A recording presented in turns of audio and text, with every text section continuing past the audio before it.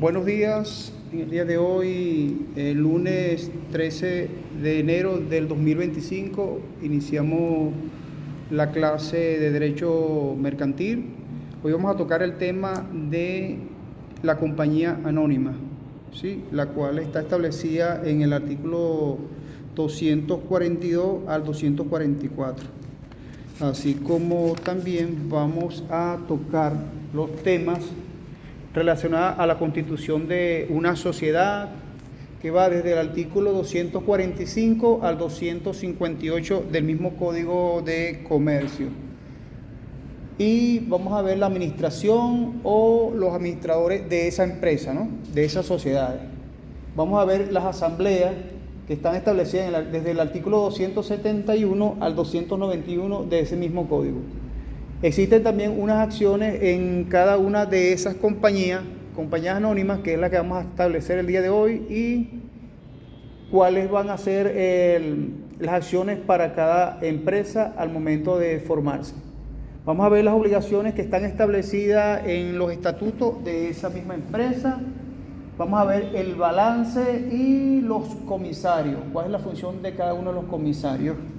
Vamos a indicar, muchachos, todo en relación a la tarea del día de hoy y la clase. Vamos a pasar la asistencia rapidito acá. Luis Sommer. Presente. De la Cruz. Presente. Listo. Ok.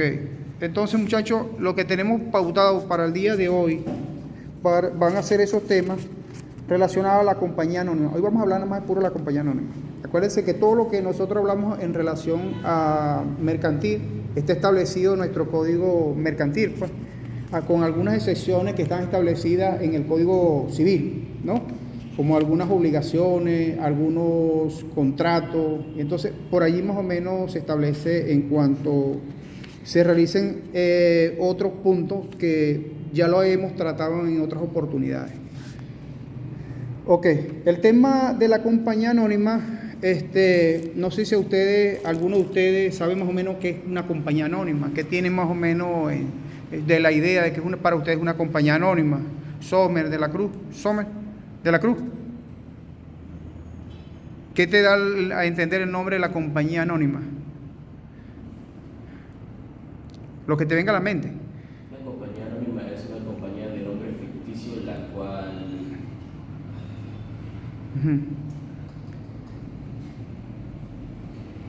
Ok, Sommer. Una compañía anónima, cuando se establece o puede ser establecida por ciertos socios o no socios en sí. Por eso que se le pone compañía anónima. Toda empresa o toda, por decirlo así, comercio grande, siempre a la hora de haber hecho el registro, siempre se le agrega arriba lo que se le dice CA, compañía anónima. A veces tiene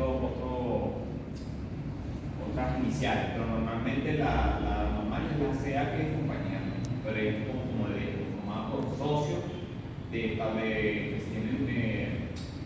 vamos a decirlo así, ingresos en ese comercio, o no socios que igual dan el dividendo, pero no son socios directos en el comercio. Correcto. Ahora bien, ¿una compañía anónima se puede establecer con una sola persona? ¿De la Cruz? No. El código nos establece que son dos o más personas, ¿verdad? O muchas personas más que tengan acciones, bien sean acciones de forma igualitaria o de alguna u otra forma, de forma equitativa, ¿no? Por ejemplo, un socio que tenga por lo menos 40% de las acciones y otro socio que tenga el 60% para completar el 100% de las acciones. Depende el tipo de, por ejemplo, de sociedades, de capital que invierta cada persona. Se supone que el que mayor invierta en capital, ese va a ser el que va a presidir la junta directiva, ¿no?, de la empresa, la cual van a tener una serie de obligaciones para con sus socios. Si son 3 socios, cada uno tiene en su haber una responsabilidad totalmente diferente.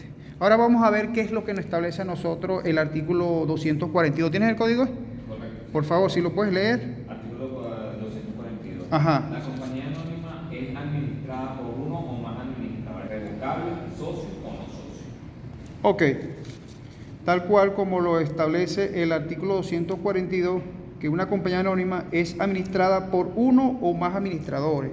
Es decir, lo que estamos hablando en relación a las sociedades que están establecidas, bien sea por un 60%, un 50% o 50%, o de alguna otra forma, de acuerdo al capital suscrito por cada uno de los socios, ¿sí? Y según la ley, el que aporte más capital, por lo general, él es el que va a presidir la junta directiva, ¿no? Que va a ser como el administrador o el gerente general. Tiene muchas figuras: director, gerente general, presidente. O sea, depende el nombre que ustedes les vayan a dar. Eso de acuerdo a cómo se vaya a conformar la empresa. Ok, pasamos entonces, ¿qué nos dice el artículo 243? Artículo 243. Ajá. Los administradores no responden sino de la ejecución del mandato y las obligaciones que la ley les impone, y no contraen por razón de su administración ninguna obligación personal por los negocios de la compañía. No pueden hacer otras operaciones que las expresadamente establecidas en el estatuto social. En caso de transgresión, son responsables personalmente, así para los terceros como para la sociedad. Perfectamente. Tal cual, por ejemplo, cuando uno establece una compañía anónima, por lo general, o algún tipo de sociedad, por lo general, todo lo que está establecido en el estatuto, es decir, todo el cuerpo, por decirlo de alguna u otra forma, el cuerpo legal, ¿no?, de cada empresa, en el cual se están estableciendo algún tipo de obligaciones en cuanto a las acciones, quién va a ser la figura, quién va a representar la empresa, quién va a ser el comisario, quién va a ser el contador, quién va a llevar la contabilidad, porque de ahí se desprende una serie de obligaciones de las cuales ellos tienen que estar pendientes, pues, para que cumplan. Y de acuerdo a lo que se establece en el estatuto de la empresa, es lo que la compañía anónima va a funcionar. Es decir, por ejemplo, si se hizo una empresa de venta de fruta, él no se puede ir a vender, por ejemplo, carro, por decirte algo, ¿no? Porque ya está establecido lo que es la parte del rubro de fruta. ¿Sí? Él no puede meterse con el rubro de venta de vehículos. Se está vendiendo carro y está vendiendo fruta. No tiene sentido. Y de por sí, generalmente cuando agarran, por ejemplo, utilizan algún nombre comercial, una denominación comercial de cualquier tipo, las personas pueden colocar el nombre que está disponible en el sistema, ¿no? Por lo generalmente la gente agarra, toman 3 nombres. Hay veces que de repente le tienen que agarrar como otro nombre, tomar otro nombre, porque de repente los 3 nombres, por mala suerte, están ya escogidos y ya hay una denominación comercial con esos nombres. Entonces, ¿qué pasa? Eso generalmente se llama una reserva de nombre, ¿sí? Eso se mete uno en el sistema y hace la primera opción, que es la reserva del nombre de la compañía cuando se va a constituir de esa forma. Bien sea una compañía anónima, en este caso, como estamos hablando de compañía anónima, por supuesto, nos estamos refiriendo justamente a esa figura, ¿no? Con 2 o más socios, los cuales están establecidos en sus mismos estatutos, con una serie de responsabilidades, una serie de limitaciones y acciones que cada uno de los integrantes de esa empresa van a tener a futuro para administrarla. Entonces pasamos nuevamente, seguidamente, al artículo 253. ¿Qué nos dice el artículo 253? ¿Some? Artículo 244. 53. Ah, el 50. Sí, pues ya leímos el 52, ¿no?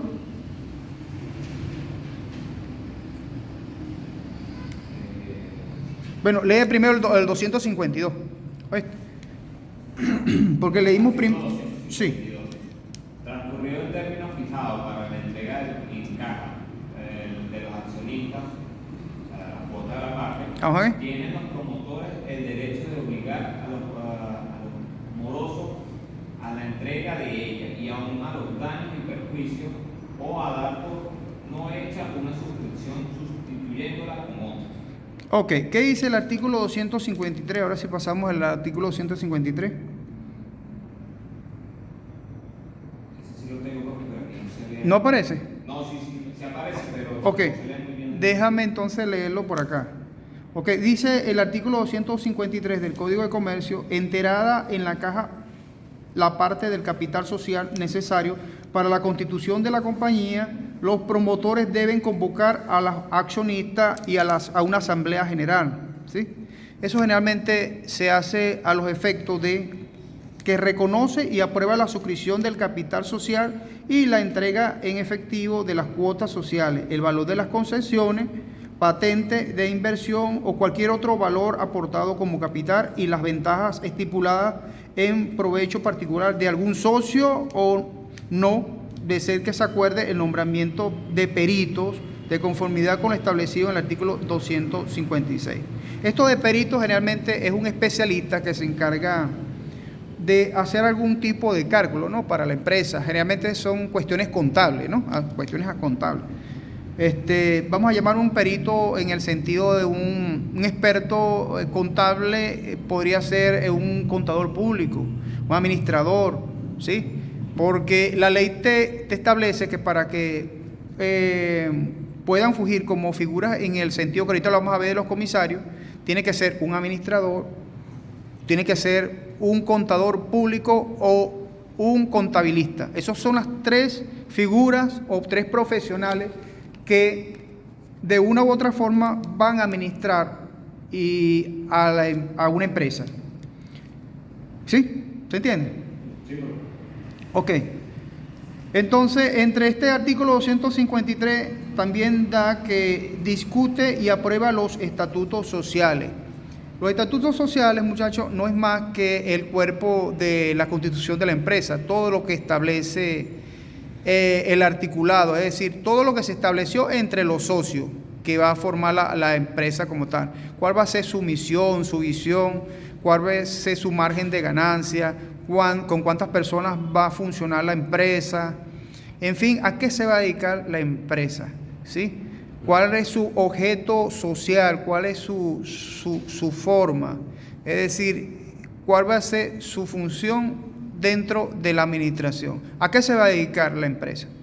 Entonces, a eso se refiere que se discute y aprueba los estatutos sociales de la empresa.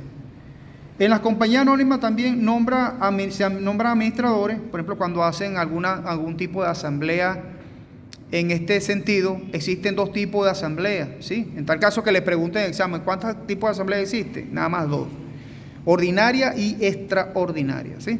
La ordinaria es la que se lleva por lo general a diario, ¿sí? Que por ejemplo, que es una asamblea que ya está programada. Pero la extraordinaria es, por ejemplo, cuando sale fuera de lo común, ¿sí?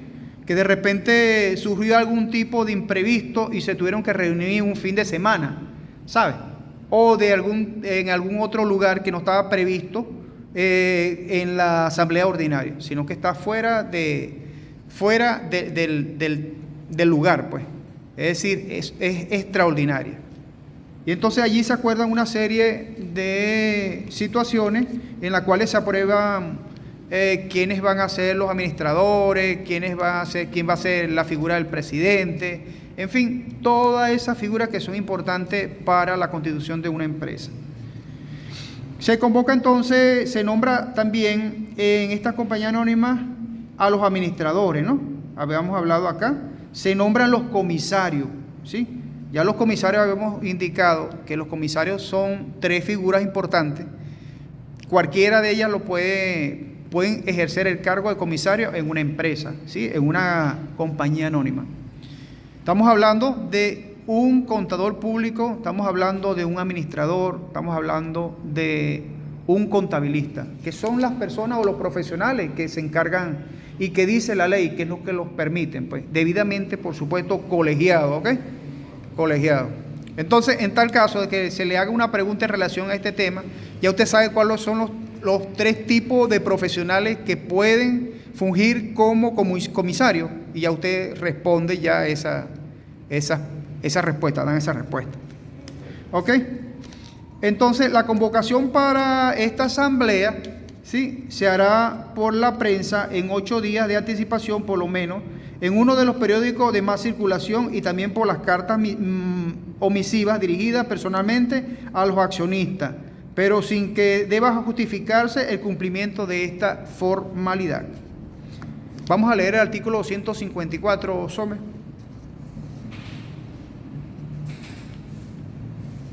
¿Lo tiene? 254. Ok, déjame leerlo por acá mientras... Ahí está. Ok, 254 del Código de Comercio establece que los promotores desde el mismo día de la convocatoria de la asamblea a que se refiere el artículo anterior, es decir, el artículo 253, con todos esos requisitos, depositarán en algún lugar público a disposición de los accionistas el proyecto de estatuto de la compañía, ¿sí?, y los demás documentos necesarios al conocimiento del negocio, diciéndolo en la convocatoria. El artículo 255, si alguno de los accionistas declara en la asamblea que no está suficientemente instruido, puede pedir que la reunión se difiera por 3 días. Si la proposición es aprobada, ¿sí?, es apoyada por un número de accionistas que represente la 4ª parte del capital suscrito por los concurrentes a la reunión, quedará esta diferida para otra oportunidad. Ellos se reúnen y discuten y se ponen de acuerdo en esas asambleas. Si, por ejemplo, hay quórum suficiente, ellos hacen la asamblea. Si no lo hay y considera que de repente faltan algunos requisitos, por supuesto, ellos difieren esa asamblea para otra oportunidad. Y la ley te establece aquí que dan un tiempo suficiente para que ellos vuelvan otra vez a repetir esa asamblea. Una reunión, ellos hablan de una reunión acá, pero es una asamblea. Ok, el artículo 255 dice que si alguno de los accionistas declara a la asamblea que no está suficientemente instruido, ya lo vimos, ¿sí? Entonces, si no hay quórum, como estamos hablando, si no hay quórum, ellos difieren esta asamblea. Y la ley le da unos 8 días para que ellos vuelvan otra vez a reunirse, siempre y cuando ellos se pongan siempre de acuerdo, pues. El artículo 256 establece que si algún accionista presenta o pidiera que antes de aprobar la estimación de los aportes que no consisten en dinero o ventaja en provecho particular de algunos o de los socios, se haga una estimación por los peritos. Acuérdense que estamos hablando de los peritos, que ¿quiénes son? Los 3 que nombramos anteriormente, ¿sí?, que pueden fungir y que pueden hacer algún tipo de levantamiento documental, ¿sí?, documental. Ok. En las asambleas para la constitución de la compañía, cada suscriptor tiene un voto, cualquiera que sea el número de acciones que haya suscrito, y basta con la concurrencia de la mitad de suscriptores y el consentimiento de la mayoría absoluta de los presentes. Estos representan a los ausentes para todos los fines de la constitución de la compañía, pero para variar las bases sociales establecidas en el prospecto se necesita la mayoría establecida en el artículo 280.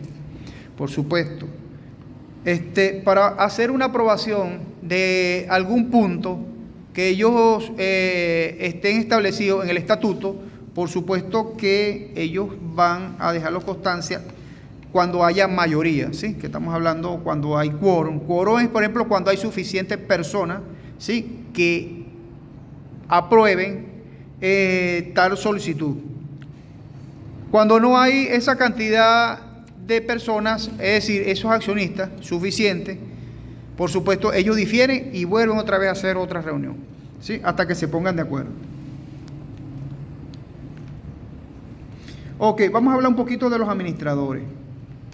Artículo 259 nos establece, ¿sí?, está establecido los administradores desde el 259 al 270 de este mismo Código de Comercio. ¿Qué dice el 259, Sommer, por favor? Artículo 259. Los administradores exigirán a los promotores y a estos les documentos y la correspondencia referentes a la compañía y a su constitución. Ok, muy bien.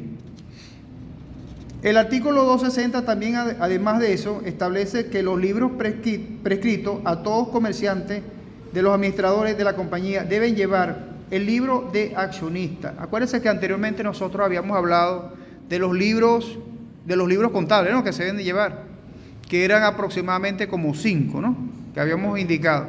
Pero en aquella oportunidad nosotros estábamos hablando de la firma personal, ¿sí? Una firma personal y una constitución de compañía en comandita simple. ¿Ok? Y creo que hablamos también de la sociedad SRL, Sociedad de Responsabilidad Limitada, también hablamos de eso. Pero en este caso, como estamos hablando de la compañía anónima, es algo parecido, ¿no? Pero la compañía anónima tiene un poquito más de responsabilidad, ¿sí?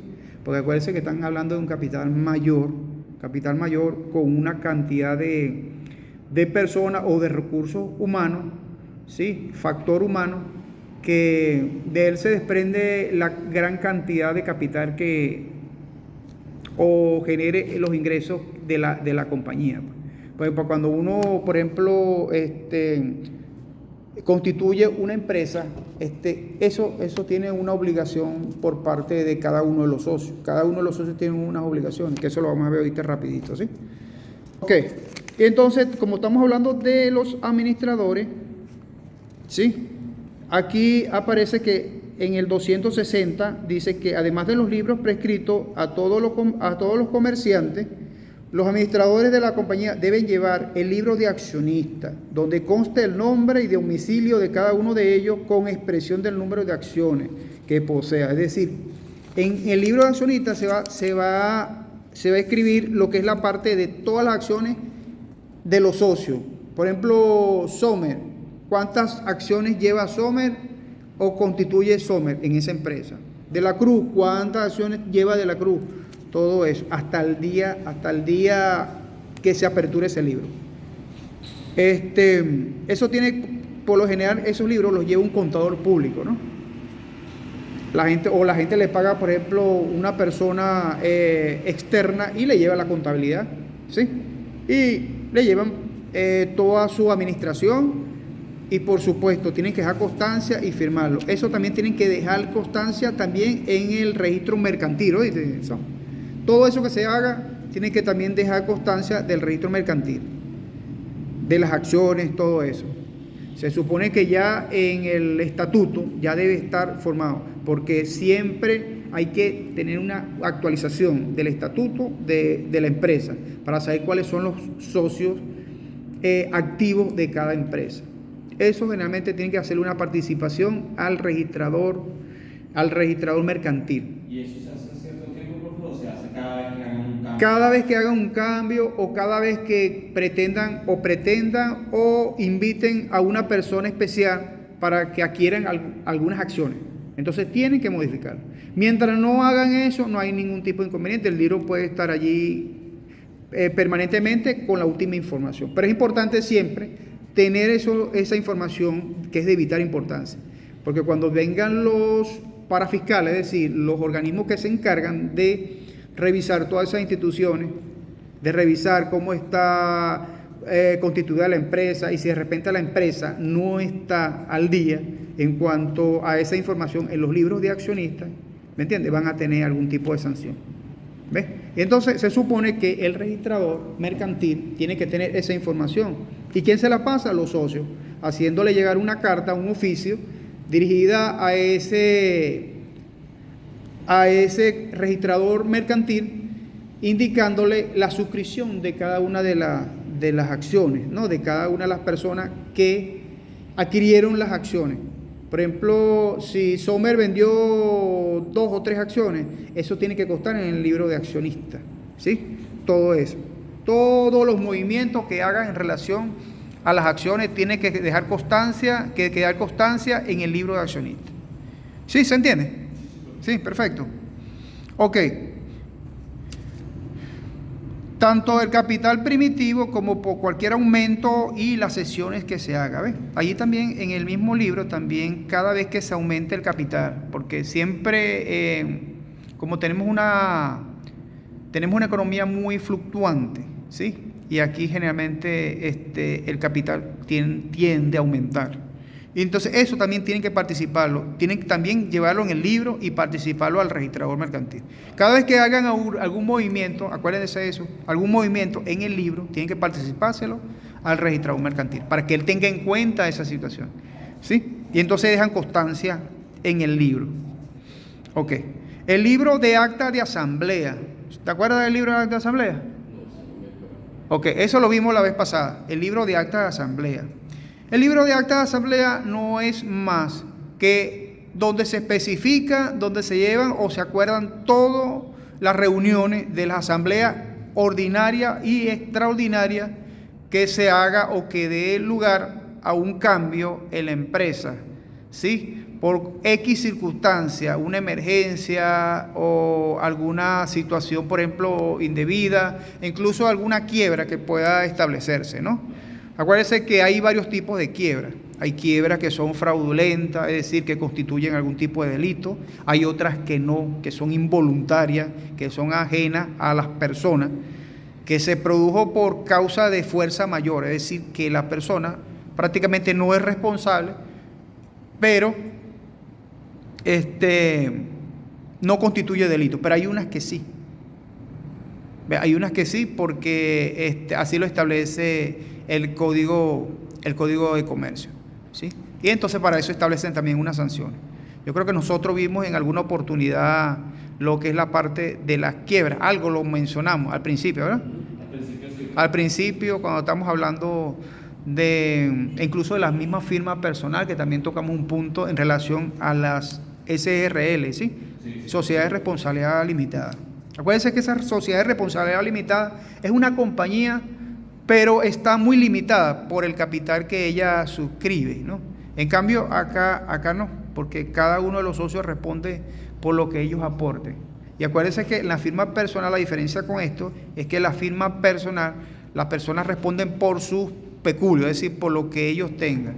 Es todo el patrimonio que tenga la persona, ¿sí? En caso de algún tipo de incumplimiento, ¿sí? Porque tienen unas responsabilidades. Entonces, también se lleva, según el artículo anterior, 260, el libro de acta de la Junta de Administradores. Cuando los administradores son varios, entonces se requiere, para la validez de sus deliberaciones, la presencia de la mitad de ellos, por lo menos si los estatutos no disponen otra cosa. Los presentes deciden por la mayoría del número, es decir, los que deciden ahí es la mayoría. Ok, lo demás es, en el artículo 261, SOME dice que los administradores y de la Cruz permitirán a los accionistas inspeccionar los libros indicados en los números primero, segundo y en el artículo anterior. Artículo 262 dice, anualmente se reparará de los beneficios líquidos una cuota de 5% por lo menos para formar un fondo de reserva hasta que este fondo alcance lo prescrito en el estatuto y no podrá ser menos del 10% del capital social. Este fondo de reserva, entonces, mientras no ocurra la necesidad de utilizarlo, podrá ser colocado en valores de cómoda realización, pero nunca en acciones. Es decir, esto es un pote como de emergencia, ¿no?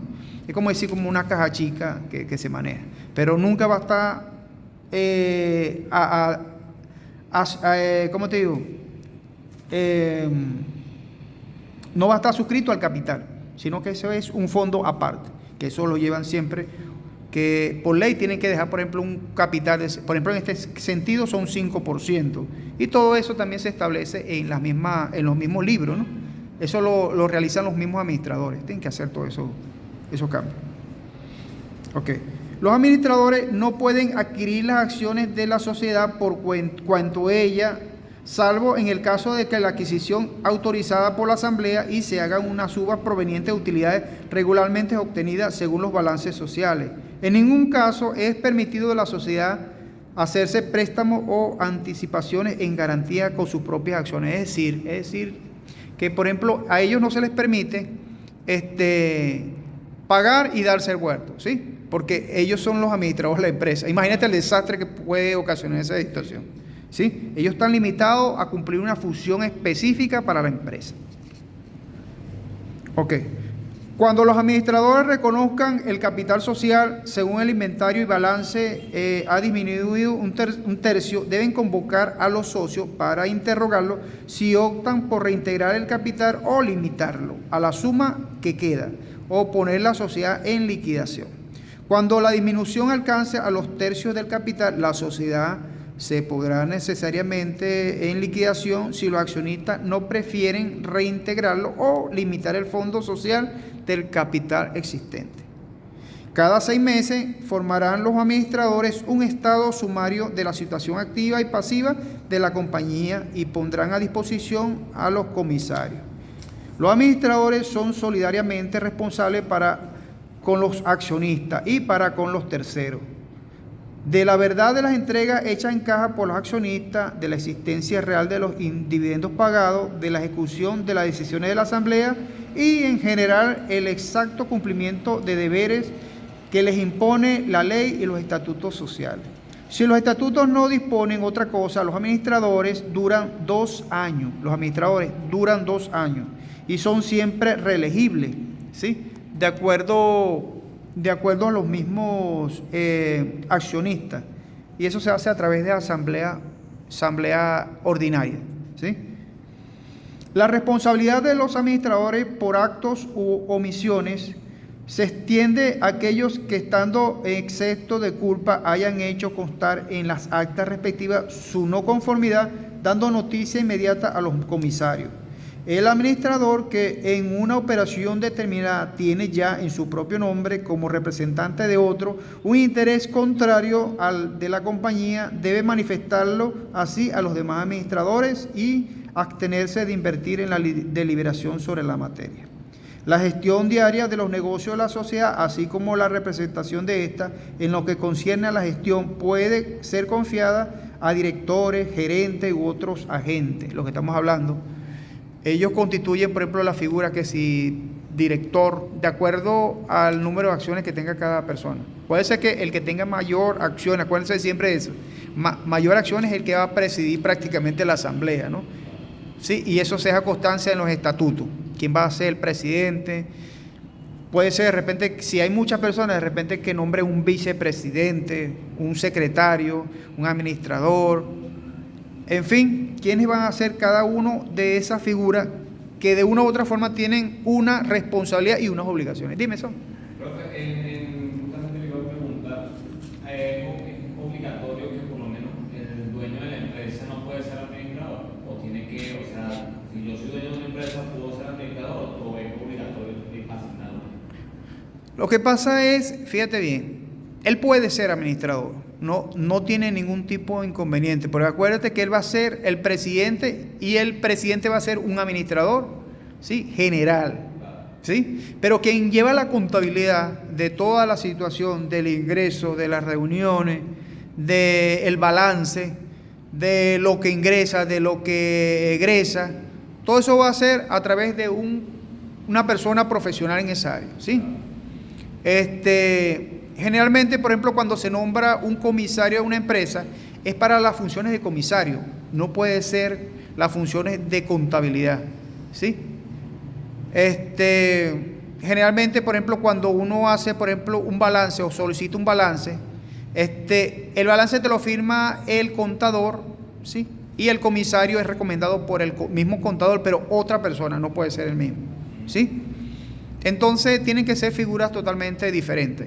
Pero existe, como les había indicado, las figuras de gerente, la figura de presidente, figura de gerente, que es prácticamente lo mismo, ¿no? De acuerdo como ellos se quieran llamar. Tú puedes constituir una empresa y darle el nombre que tú quieras, ¿sí? De repente puede ser en el lineamiento de presidente, el secretario, el vicepresidente, ¿sabes? De acuerdo a las acciones que tenga, pero siempre tiene que tener también gerente. Porque acuérdate que los gerentes son los que van a movilizar todo, van a ser como unos directores, ¿no? Directores de línea, que van a, de una u otra forma, conllevar al éxito de la empresa. Entonces, cada uno de ellos tienen una responsabilidad, pero sí, podría ser que esa misma persona podría ser administrador de la empresa, o sea, sin ningún tipo de inconveniente. O sea, la ley no te lo prohíbe así como tal, pero generalmente Generalmente se hacen de esa forma para evitar malos entendidos, ¿sí? Acuérdense que eso se lleva también y se discute a través de unas reuniones, y ellos van a decir quién va a ser el administrador, si esta persona puede o no puede, o sea, de acuerdo a lo que ellos establezcan allí. ¿Ve? ¿Quién va a ser el administrador? ¿Quién va a ser el presidente? ¿Quién va a ser el secretario? ¿Quién va a ser? Incluso hay empresas que colocan allí, por ejemplo, secretarios, administradores, voceros, depende de la situación, ¿no? de cada empresa. Pero por lo general las empresas están constituidas por 2 o más accionistas, bien sea por igualdades de acciones o desigualdades de acciones, ¿sí? Acuérdense de eso siempre.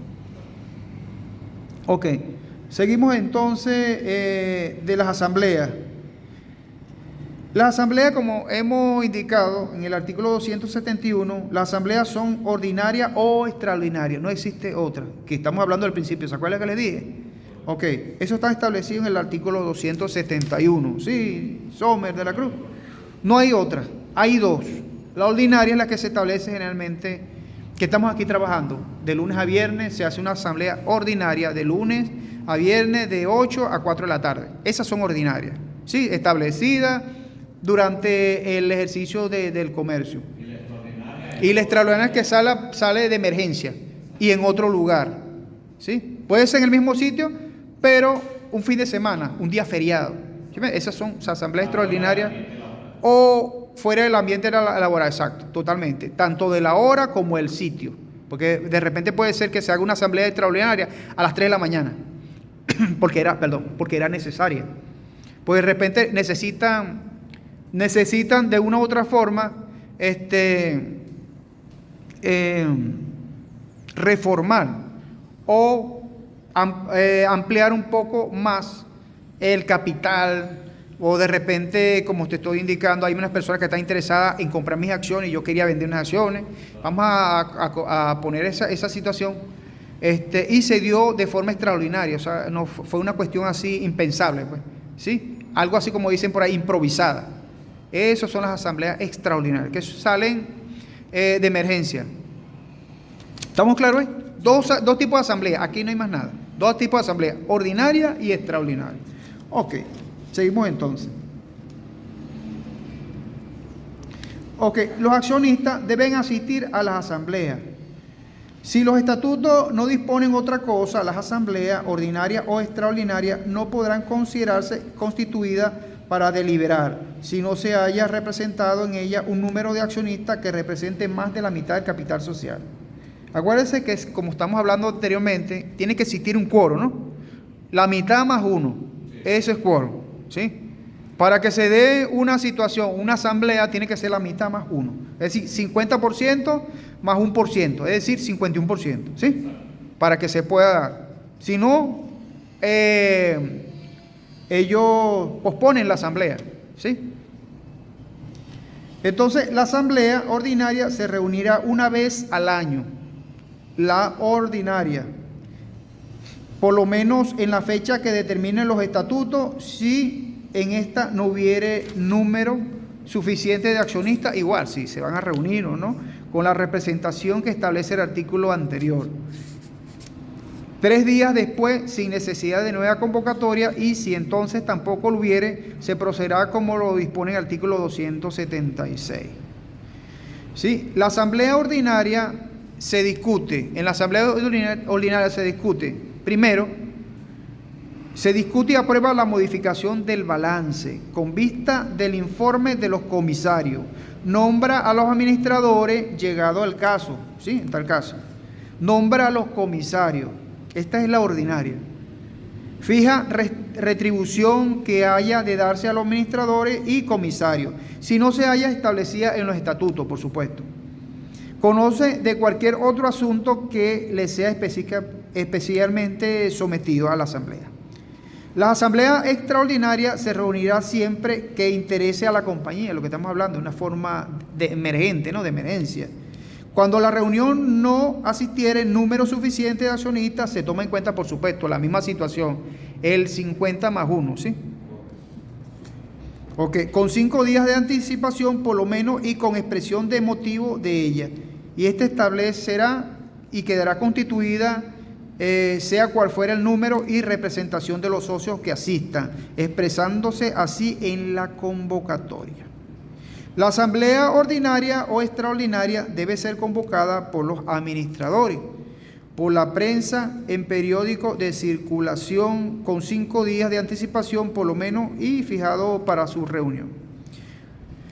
Ok, la convocatoria debe enunciar el objetivo de la reunión y toda la deliberación sobre un objeto no expresado en aquella que es nula. Los administradores deben convocar extraordinariamente a la asamblea dentro de los términos de un mes, si lo exige un número de socios que represente 1/5 de la capital social, con expresión del objeto de la convocatoria. Todo accionista tiene el derecho de ser convocado a su costa por cartel certificado, haciendo la elección del dominio y depositando en la caja de la compañía el número de acciones necesarias para tener un voto en la asamblea. Cuando los estatutos no disponen otra cosa, es necesaria la presencia en la asamblea de un número de socios que represente las 3/4 partes del social del capital y el voto favorable de los que representan la mitad por lo menos de ese capital para los objetos siguientes. Primero, cuando se trate de una disolución anticipada de la sociedad, una prórroga de su duración, fusión con otra sociedad, venta de activo social, reintegro o aumento del capital social, reducción del capital social, cambio del objeto de la sociedad, reforma en los estatutos en las materias expresadas en los números anteriores o cualquier otro caso específico que establezca este código, ¿no? Ok, entonces muchachos, vamos a dar de tareas entonces porque creo que tienes clase ahorita, ¿no? Vamos a dar tarea los otros artículos que son 281, ¿sí? 281, 282 hasta el 291. Entonces, vamos a hablar un rapidito de las acciones. Las acciones deben ser igual al valor y dan sus tenedores igual derecho, si los estatutos no disponen otra cosa. Las acciones pueden ser nominativas o al portador. Esto lo establece el artículo 292. Eso también se lo van a leer, ¿sí? Desde el 292 al 299, ¿sí? Perfecto. Y acuérdense que siempre vamos a establecer, en cada una de estas compañías se establecen obligaciones, ¿sí? Y estas obligaciones están establecidas desde el 300 hasta el artículo 303, ¿sí? Léanse eso.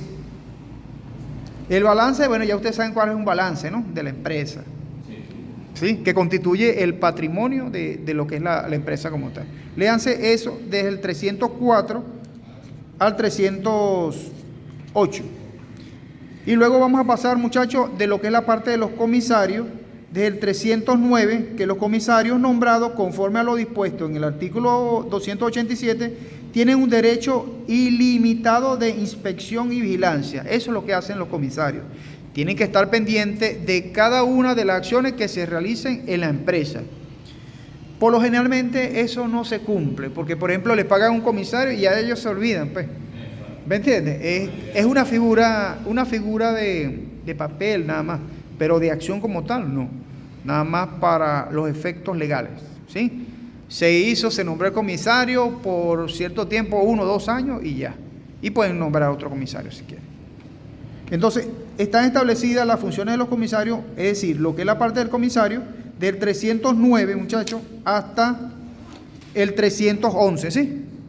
Perfecto. Vamos a dejarlo entonces hasta ese punto. Bueno, hasta aquí vamos a dejar la clase y posteriormente nos vemos el próximo miércoles, ¿no? Jueves, Dios mediante, ¿sí? Y discutimos un poquito más estos puntos para terminar esta parte de la compañía anónima, que es interesante. Pero si más o menos alguna duda, algo. No, hasta ahora todo perfecto.